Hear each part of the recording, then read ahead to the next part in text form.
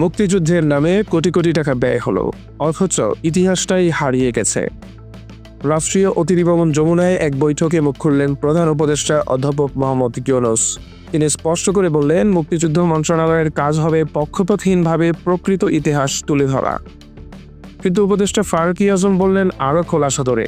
তিনি বললেন, মুক্তিযুদ্ধের নামে বানানো হয়েছে বিলাসবহুল স্থাপনা, অথচ রণাঙ্গনের কোনো বর্ণনা নেই, মুক্তিযোদ্ধাদের কোনো গল্প নেই, আছে শুধু এক পরিবারের ছবি আর অতিরঞ্জিত চেতনার নাটক।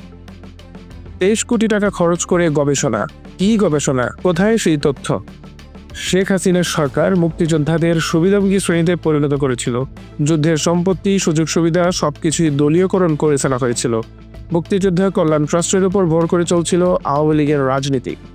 এখন সেই ট্রাস্ট পুনর্জীবিত করতে চান বর্তমান উপদেষ্টা।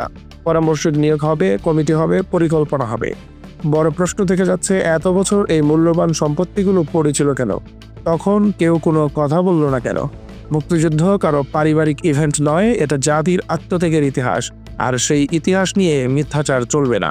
সময় এসেছে চেতনার ব্যবসা বন্ধ করে সত্য ইতিহাস ফেরত আনার।